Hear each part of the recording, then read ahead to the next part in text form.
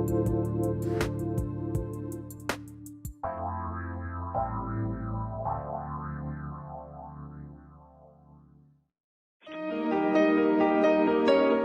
to the Dr. Pat Show. Talk radio to thrive by. Powerful, inspiring, and coming to you live, bringing you stories of people like you and me, busting through and living life full out. Get ready to dare to wonder what your life would be like if you knew you could not fail.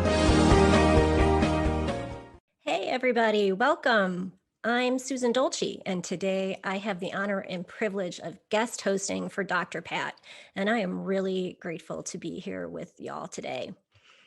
I host a show on the network called 3 Things I've Learned with Susan Dolci, and it's a show where we share stories of our big breakthroughs and life lessons, or as I like to say, we share the stories that shift our souls.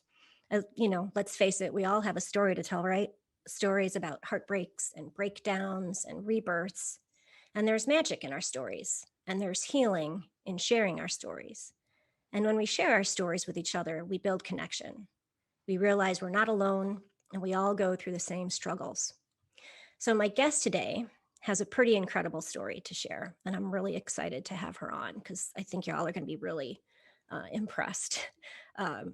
So imagine, if you would, imagine escaping a socialist regime around the age of 8 or so, and finding yourself in a foreign country where not even your parents speak the language. You went from having a fairly happy and stable childhood to leaving everything behind to start over. My guest today endured countless hardships, but because of her determination and her persistence, she went on to earn several degrees and founded more than a few successful businesses. But external success doesn't always equal personal happiness, and that's what we're going to talk about today. Waleuska Lazo is an entrepreneur, a motivational speaker, and the author of The Best Worst Thing That Happened to Me, and it's the personal story of how she went from having a victim mentality to being the architect of her life. Today, we're going to talk about the 3 keys to freeing yourself from suffering. Waleuska, welcome to the Dr. Pat Show. Thank you so much, Susan, for having me on the show. And thanks to everyone who's tuning in today. Glad to be here. And before we dive into your, it's a fascinating story. It's like such an amazing book. I want the listeners to know that Waleuska is giving away 3 of her books, The Best Worst Thing That Happened to Me, to the first 3 callers. And that number is 1-800-930-2819. And I hope you gobble those books up because it was really a great story. So I mentioned a little bit about your background, so much more detail. I gave the top line of the story because I was riveted by it. So can you share a little bit more about your story and what led you to write this book? Wow, that's a big one. It is a big one because it's a big story. It's a big story. So as you mentioned, my family had to escape from our home in Nicaragua, Central America, because of the communist regime. And we came to a new land, new country with nothing. In order for us to leave the country, we had to escape. So we couldn't bring anything, no money, nothing. And we came to Canada because at the time, Canada was the only country that was offering an open door policy for political asylum, from people from Nicaragua. And so we came to a new land with nothing. And it was very difficult. We struggled financially, we didn't have anything, we didn't have jobs. And it taught me a lot about life, how to be resilient, having to live out of food stamps for the first few years in the country. And that was probably, I'm guessing, that was a real shock to your family. Your family your father's a physician, you were fairly well off, until communism took over and you had, food stamps and rations and things like that. But to go from fairly stable to, no jobs and trying to scrape together to put food on the table. As a child, that's traumatic. It is. I was used to being private schools, having to travel, the best things in life, having help in the house, a car. We came and we had nothing in Canada. We had nothing. And we came at a time where it was a very hot summer here in Toronto, and we didn't have money, and then winter was coming. We didn't have the clothing. So we had to go to secondhand stores to buy clothes. And I remember feeling so grateful that, I found this white jacket that had yellow and green in it. And I thought, oh my God, what a find for, I don't know, $5. Yeah. And, my brothers were very little. So, buying a pair of skates for them for $1 to go skating. But when I look back, even in those moments that for us were really difficult, we still found something to be grateful for.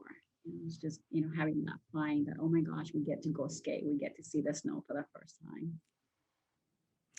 So you're in Toronto, you are a young adult now, you've gone to college, you were studying criminal justice, correct? Mm-hmm. Yes. And things are going all right for you, right? Yes, it's that immigrant mentality. We are taught that we come to a new land and we have to make the most of it. So you work, and that's your sole focus, how you become successful, how you land the best job, so you can have all the things, all the toys, all, all the things that, you are thought that are going to make you happy. And so I followed the plan to the T. I got 2 master's degrees. I married, a fantastic human being.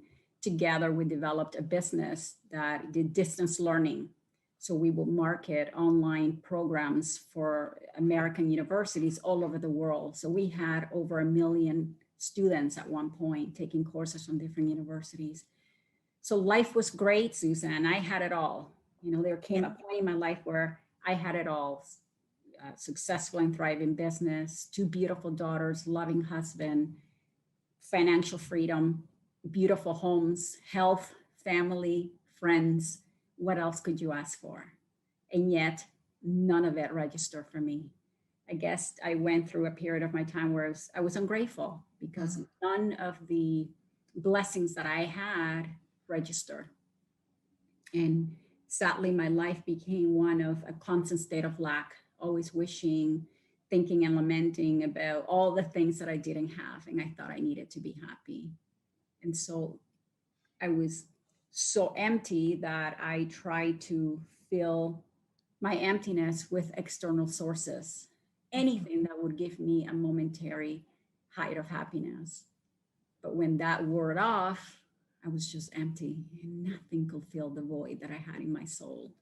So I kept numbing my pain. Yeah. And I mean, there's so many ways to do that too. I mean, we all do it. We do it so, on such a subconscious level, whether it's, and, it doesn't have to be, it doesn't have to fall under the typical addictive sort of behaviors. I mean, I can just think about, scrolling like Facebook, social media, just anything to escape the pain. We all do it. We all do it. Yes. And sometimes we don't even face the pain. We ignore it. We put it under the rug, all in the hope that if we can't see it, maybe we don't feel it. Mm-hmm. And I think that's where the problem begins, where we denied ourselves the ability to feel all the emotions that we are meant to feel, because, the topic of today, it's overcoming suffering and pain. And I always say to everyone, you have to shift the way we look at our suffering, the way we look at our pain. And instead of looking at it as something that is coming to disrupt you, to shake you, to destroy you, look at it as a transformational agent, as a teacher that's coming to put a flashlight on all the areas of your life that need healing. And that's precisely what I learned to do with my pain. And that's not something that we're ever taught. We're taught how to, at a very young age, how to push the pain away. You're not. Yeah. And so we spend, one of the parts I liked the most about your book was, and we'll talk more about this later, but because on my show, I talk about how, we all have a story to tell, and we can live in that story, We can be the victim, or we can, be the abused child, or whatever has happened to us, whatever traumas we're carrying from our childhood. And we can own them and believe in them and make them a part of who we are, or we can change the story, because it's all in the past, right? And the past doesn't really exist. It's all just a dream. And so when we change our stories, we're not only changing our personal world, we're changing everybody around us. We're breaking all of the as you talk about in the book too, the epigenetics, the generational traumas that have carried on through, eons of generations carrying the pain of their forebears. Absolutely. It's all a matter of energy, and that's something that I had to learn on my journey to healing. I've learned that we're all energy, and every thought, every emotion that we feel emits a frequency. And that frequency, for the most part, will pull, right? Will attract everything that resonates at that frequency. So if we want to attract better things in our lives, we have to change our frequency. So it's very simple. You change your energy, you change your life. This is a good place to stop, take a quick break, because then we can talk about taking responsibility for your life. Some great topics we're covering today about changing how we transform our suffering into our gifts. I'm talking with Waleuska Lazo. We're going to take a quick break. We'll be right back.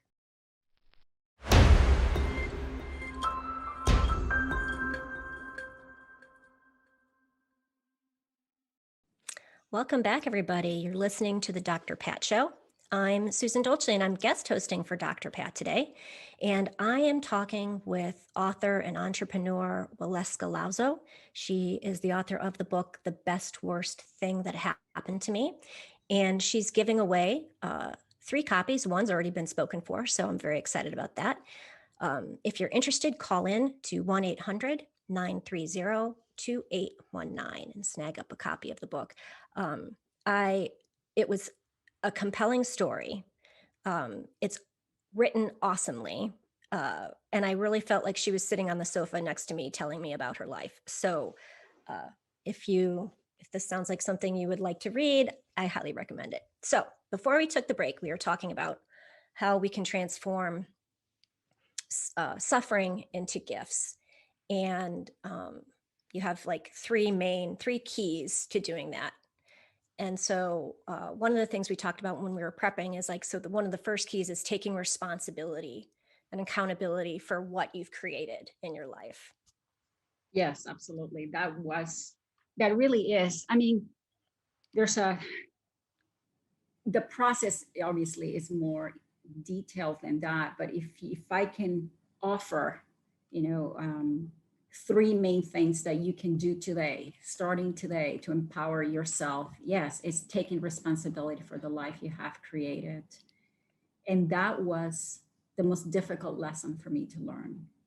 And maybe it will be the most difficult lesson for people hearing this right now, because taking personal responsibility means that you take responsibility for your own healing. We may not have caused all the pain that we have gone through in our lives, but we are the only ones responsible to heal it. And that's something that a lot of people don't want to hear. And so in my case, I realized that in order for me to take responsibility, I had to forgive. I had to forgive every person that had ever hurt me. Mm-hmm.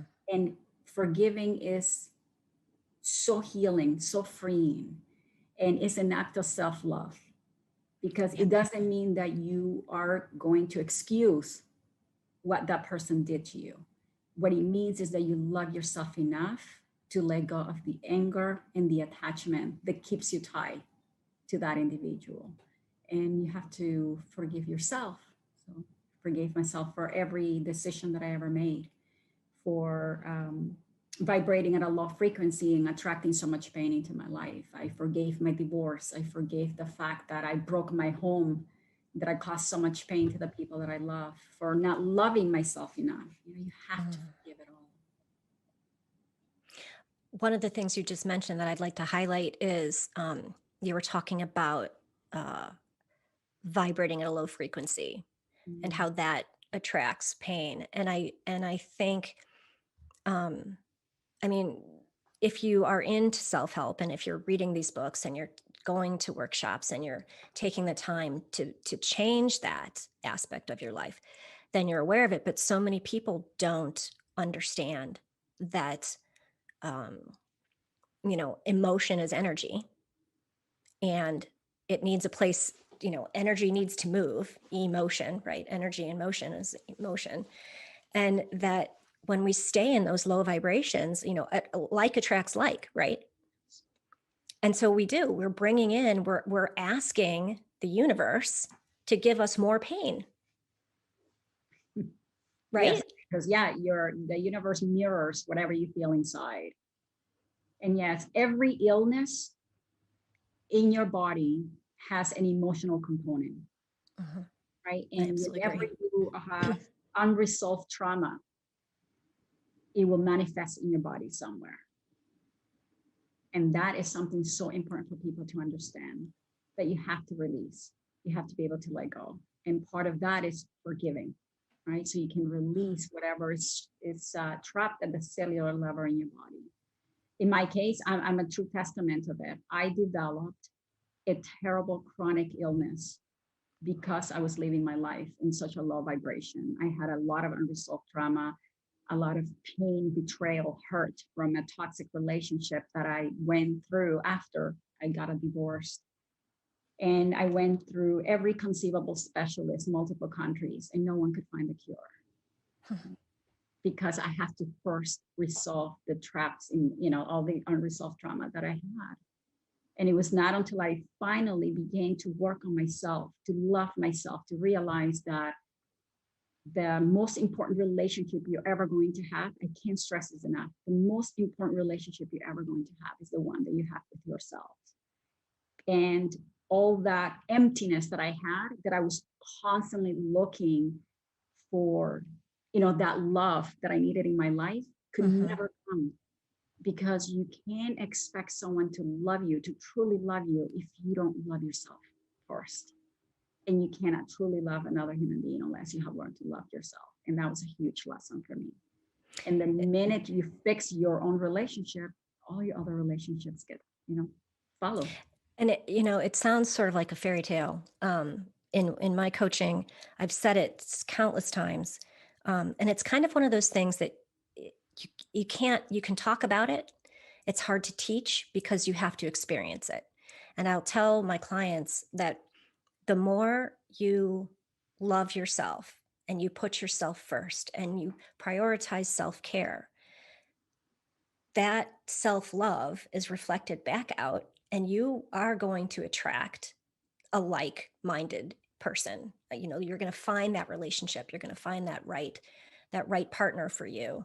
And it's because you're not putting out this neediness vibe or this, damsel in distress vibe or clingy vibe, or because you don't have any of those qualities anymore, because you are confident and you love yourself and you don't need another person to complete you. Right. And it's just, but until you experience it, you're going to question it.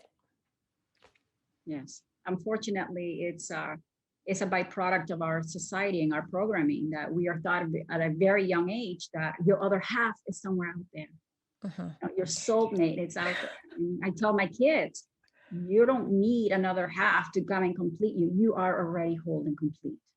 Yeah, I'm a huge, that whole soulmate concept. I bought into it a long time ago, and I was like, yeah, I don't buy into this now. But you're right.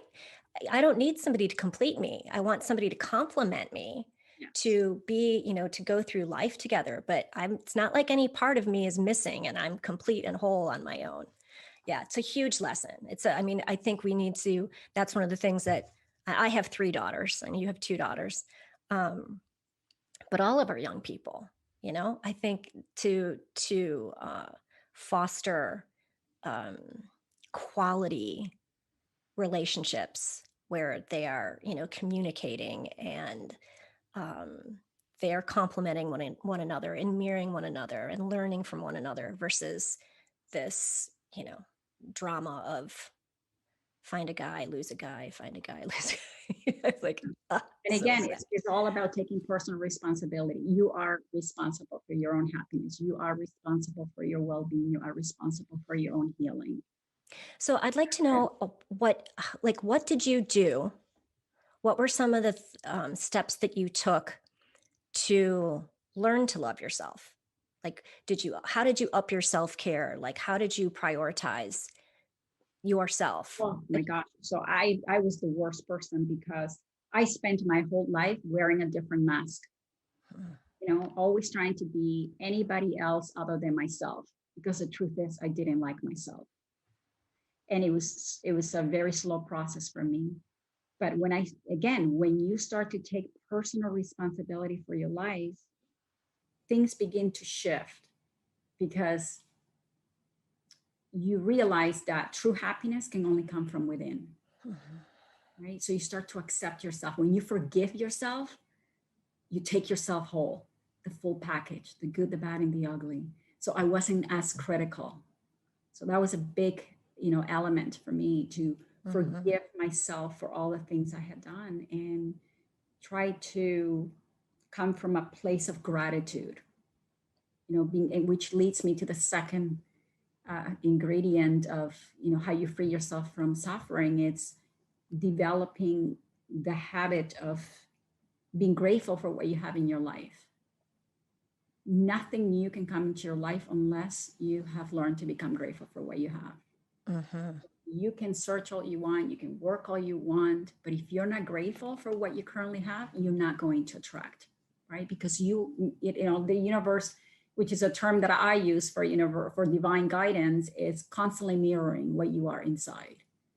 So if I was constantly coming from a place of lack, that's exactly what I was attracting in my life. I didn't take responsibility. It was always someone else's fault. Right? When my husband couldn't make me happy, I got a divorce. I broke my home, right? Because it was someone else's responsibility to make me happy. So, the best way for me to start accepting myself was through gratitude. Every single day, I chose something to be grateful for, something that I did right. Instead of focusing on what I did wrong, I would focus on what I was doing right. Instead of focusing on what I didn't have, I focused on what I had. Did you keep a gratitude journal? Like, how did you, what was your method for? Well, my method was upon waking in the morning, and this has become an actual process. Before waking up, when you wake up in the morning, before you leave your bed, I adopted the habit of spending 5 minutes in concentrated gratitude for all I had in my life. And it changed my perspective on myself. It changed the way I looked at the world. It literally took me from feeling the victim of my circumstances to being the architect of my own life, from hating my life to loving my life, from being ill, because I was extremely ill, to, completely healing my own body, from living in lack to feeling abundant. That single habit really saved my life. It just changes everything. You learn to look at the world with new eyes, with a new heart. It really is it is a life-changing practice, and it's hard. And I have a free thing on my website for like it's a printable gratitude journal, or it's a PDF, interactive PDF gratitude journal, because at least for me, I'm going to speak for myself, because I'm really bad at starting new habits. And so if I don't have like sticky notes all over saying, give thanks for, or whatever, I'm not going to start a new habit. So I think the gratitude journals, or my daughter had, I don't have any handy, or I'd show them to you. When she was at NYU, she was doing, was some fundraiser for Cancer Society, and they handed out sticky pads that said, "Today I'm grateful for." And so that's what I did. I had it by my bathroom mirror with a pencil, and every day I would write something I was grateful for, and I would stick them up around my mirror so that I could see. And each day they framed my whole mirror, and then I'd start over. And that was the only way I could actually get in the groove of gratitude. And then you start to see things change. Absolutely. One of the things that I learned and that I now teach is, putting your hand on your heart, because your attention goes where your energy goes. So the minute you touch your heart, that's where your attention goes immediately. And when you start to invoke the feelings of gratitude, appreciation for everything, something beautiful happens. You're now priming your body to create amazing chemicals and hormones that, create more of the same feeling. So you wake up in the morning and you're preparing for success. And if you do that every day, even those 5 minutes, my technique is 5 minutes a day, is the cumulative effect that is powerful. I want to talk more about that. We're going to take a break again, but I want to talk more about your 5-minute technique. And I also want to talk about how you need to feel the emotion of abundance, or already obtaining that thing that you want to actually manifest. I think this is an often overlooked part in manifestation. So you're listening to the Dr. Pat Show. I'm Susan Dolci. I'm filling in for Dr. Pat today. We're talking with Waleuska Lazo, and we will be right back.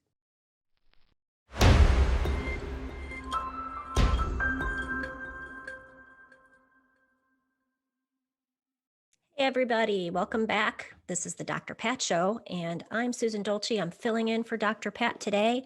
I'm really excited to be here today. I'm talking with Waleuska Lazo. I'm sorry that I just butchered that. But my whole last name is Dolci Mascalo, so I should be used to like managing a mouthful. But anyway, I digress. Waleuska is the author of The Best Worst Thing That Happened to Me, and she is giving away 3 books. We've already claimed 2. We have 1 book left. If you call 1-800-930-2819, Benny will take down your name, and we will get that last book out to whoever is the lucky recipient. So before we took a break, we were talking about manifesting, and I want to make sure we get to the FMTG part because this is really important. But one of the things we were talking about in the when we were on break was, vision boards are very popular, and when some of the work I do with clients, I do this thing called a dream scene, and it's got a heart in the middle. It's very pretty, and the whole idea is for you to write out. So let's say you want to, for me, it was my book. I'll talk about my book.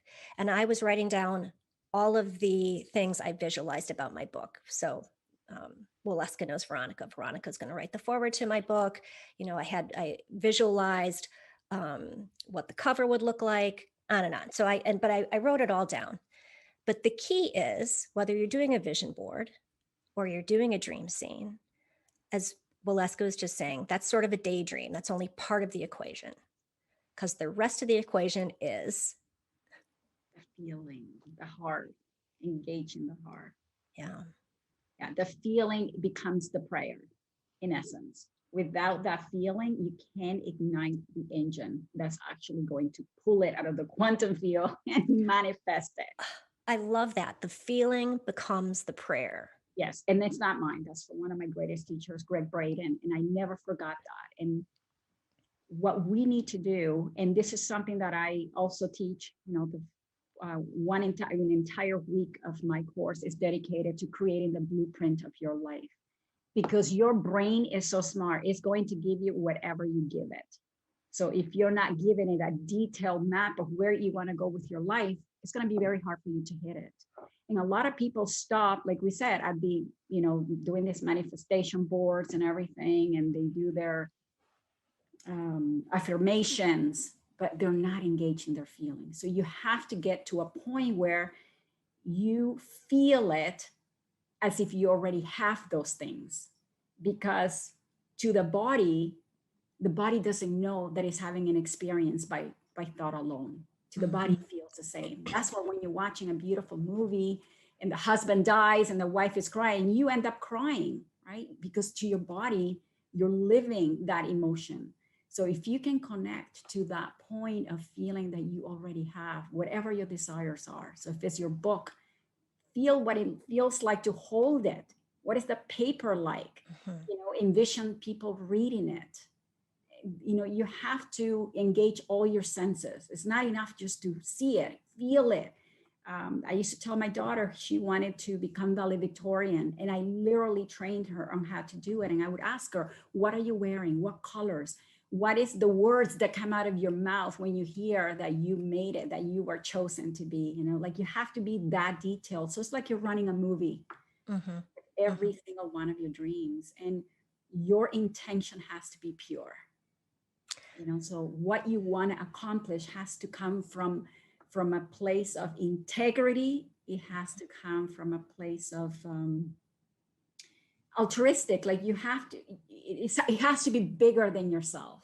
Yeah, you want a new car, you can manifest a new car. But I always say that you manifest great things when they're bigger than yourself. Absolutely. Do you find that people have a hard time with the feeling part in your class and engaging the senses, because so many people just aren't used to, they don't want to feel. So that people are so numb that they kind of struggle with that part of it? They are. And here's the other key, though. You can't go to a place and all of a sudden start manifesting and knowing all those things if your soul is so congested with a lot of unresolved trauma and sorrow and dissatisfaction, right? So you have to clear the layers first. That's why the FMTG that we're going to talk about stands for 5 minutes to gratefulness, is 28 layers that I take people through. So yeah, let's talk about that. Let's talk about your program. 28 layers is a process that I've developed, and the acronym is FMTG, 5 minutes to gratefulness, and it's a process of 28 days in which you go through 28 layers of your life. Because what happens is you may take a course on overcoming limiting beliefs, but how do you go and overcome a limiting belief when you haven't healed so many other layers, right? How do you go to forgive someone if you haven't found compassion in your heart? Like there's a sequence that you need to follow in order to actually transform your life. And that's what FMTG is about. It's about how you take someone that hates their life or is dissatisfied with their life and turn that pain into wisdom. That is the keystone. And part of it is taking personal responsibility, learning to feel grateful for what you have in your life, and uncovering your purpose in life.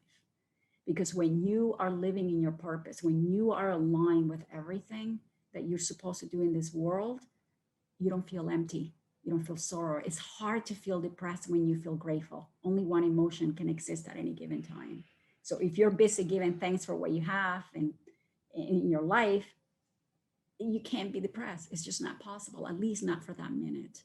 And if you do that consistently, your life begins to shift, because the more you love life, remember we talked about the universe being a mirror, the more you love life, the more life loves you back. That's just the law of the universe. So you have a workshop coming up, is that correct? Or like when, if people want to sign up? So right now we're undergoing the course, and then we have another one coming up January 11th, 2021. So it's a new year, new intentions. And I think it's a great opportunity for people to show a little bit of self-love and invest in their future, because that is really what you're doing. Whenever you do something for yourself, you're not only changing yourself, but you're changing the world. Because when you raise your vibration, you raise the vibration of the world, because we all connected, right? We all connected somehow. And so what I always say to people is, if you're feeling any dissatisfaction in your life right now, if you are depressed, stressed, you feel like you're going through a dark spot in your life, instead of fighting it, embrace that pain. Like Lean into it. Embrace that dissatisfaction, because that is an opportunity in disguise. that may be your calling for personal evolution. So don't put it aside. Interact with your pain. That's what I did. You ask your pain, what are you trying to tell me about my purpose, about my light, about my gifts? And because if we resist it, the phrase is, what we resist persists, right? So the only way you're going to come to terms with it is to lean into it. And like you said, ask yourself, I do that with my clients all the time. I'm like, what does this have to tell you? What's the lesson in this? And the other thing too, I think to remember is that sometimes the lesson appears like it's not going to, I think people struggle, like, I got to see the lesson in this because I'm suffering so much. So I'm going to work really hard to try and find out what the lesson is and what this pain is trying to tell me. And sometimes that requires patience. Great point. Yes. And, I am a strong believer that the universe is constantly sending you signs, constantly communicating, but we only see what we want to see when we're ready to see it. So all the signs can be there, but if you're not ready, you're going to miss it, right? So I want to say, because we're coming up on one more break, but I want to make sure people know where to find you and how to sign up for the January class. Yes, it's quite easy. They can either go to my website, which is walueskalazo.com, and then they will see the gratitude experiment, or they can just go directly to fmtg.us. On your browser. You don't even need to type the HTTP nothing, just fmtg.us, and it will take you to the information page, and the course starts January 11th. What a great way to kick off the new year, right? Learning to be grateful. So we're going to take one more quick break. I'm Susan Dolci. I'm guest hosting for Dr. Pat today. We've been talking with Waleuska Lazo. She's the author of The Best Worst Thing That Happened to Me. We have one more book to give away, and that number is 800-930, as I shift my papers around, 930-2819. We'll be right back.